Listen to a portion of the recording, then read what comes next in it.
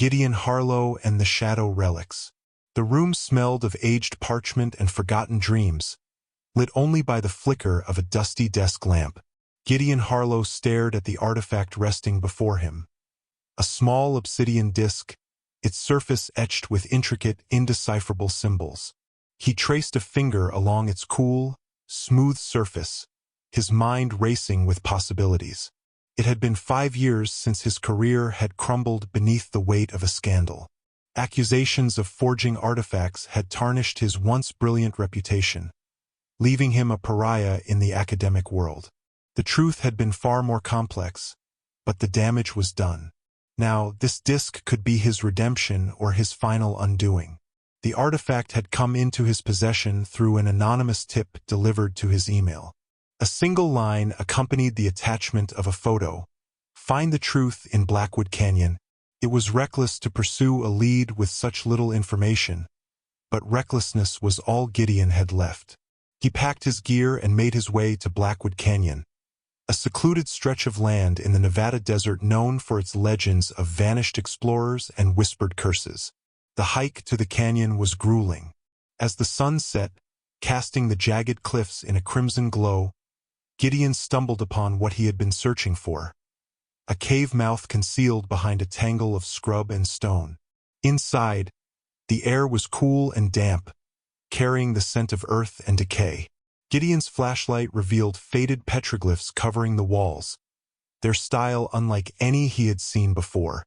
"Not Native American," he murmured to himself. "Something older." At the center of the chamber lay a stone pedestal, and upon it rested another obsidian disc identical to the one he carried. Heart-pounding, Gideon carefully placed the two discs side by side. They began to hum. The sound was faint at first, a low vibration that seemed to resonate through the very stone beneath his feet. The symbols on the discs started to glow, pulsing with a silvery light.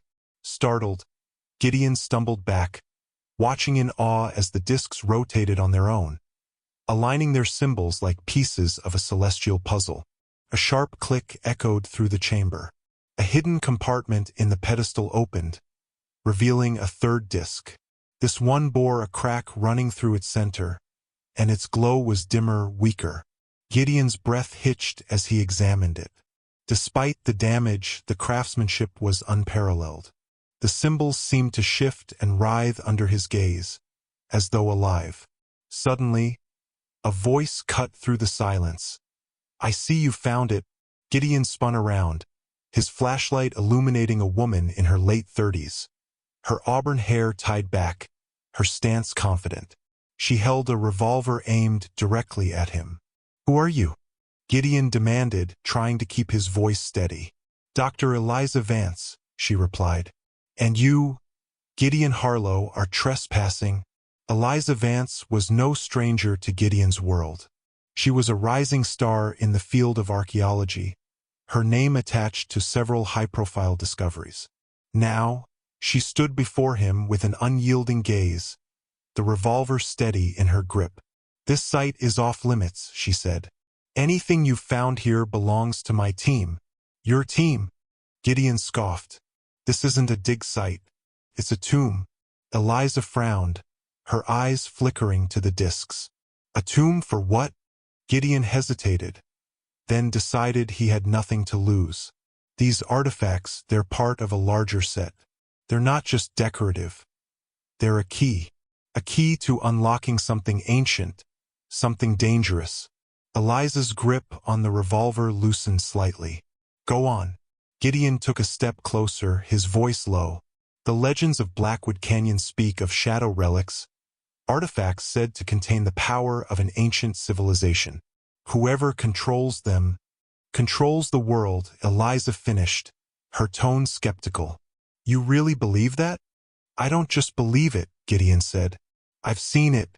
Eliza lowered her weapon, though she kept it within reach. "Show me." Working together, they placed the third disc on the pedestal. The hum returned, louder this time, vibrating through their bones. The chamber walls began to glow, revealing a map carved into the stone, a network of lines and symbols that seemed to chart locations across the globe. "This is incredible," Eliza breathed, her skepticism melting into awe. "It's more than incredible," Gideon said. "It's a warning." He pointed to a series of symbols clustered near the center of the map. These marks indicate danger sites where the relics were once used. Wherever they were activated, civilizations collapsed. Eliza's expression darkened. And now someone's trying to use them again. Their collaboration was uneasy but necessary. Eliza had resources. Gideon had knowledge. Together, they traced the map's coordinates to a remote facility owned by a private corporation with a suspicious interest in ancient artifacts. Breaking into the facility was no small feat, but desperation fueled their resolve. Inside, they found a sprawling lab filled with relics stolen from various dig sites, artifacts that hummed with the same eerie energy as the discs. At the center of the room stood a man Gideon recognized instantly. Dr. Lionel Graves, a former colleague turned adversary. "Gideon Harlow," Graves said, his voice dripping with mockery. "I wondered how long it would take for you to show up. You're playing with forces you don't understand." "Graves," Gideon warned. Graves laughed, holding up a fourth disc. "On the contrary, I understand perfectly. With this, I will rewrite history." Before Gideon could respond, Graves activated the disc. The room erupted in chaos as the relics began to glow, their energies intertwining. A swirling vortex formed in the air, pulling objects and people toward its center. "Shut it down," Eliza shouted, clinging to a support beam as the wind howled around them. Gideon lunged for the control panel, his fingers flying over the keys. Sparks flew as he tried to override the system, but the vortex only grew stronger. Graves watched with a maniacal gleam in his eyes. "You can't stop it," he yelled. "The power of the ancients belongs to me." In a last-ditch effort, Gideon grabbed the cracked disc from his bag and hurled it into the vortex. The damaged artifact destabilized the energy field, causing a massive explosion that rocked the facility. When the dust settled, Gideon and Eliza found themselves lying amidst the wreckage. The relics were destroyed, their power extinguished. Graves was nowhere to be found. Eliza helped Gideon to his feet, her expression a mix of relief and exhaustion. "You just saved the world," she said. "For now," Gideon replied, his gaze distant. "But there are more relics out there, and more people like Graves." Eliza nodded, determination flickering in her eyes. "Then we'd better find them before they do." The partnership between Gideon and Eliza marked a new chapter in their lives. Together, they vowed to uncover the remaining shadow relics and ensure their power was never abused again. For Gideon, it was a chance at redemption, a way to reclaim his reputation and make amends for the mistakes of his past.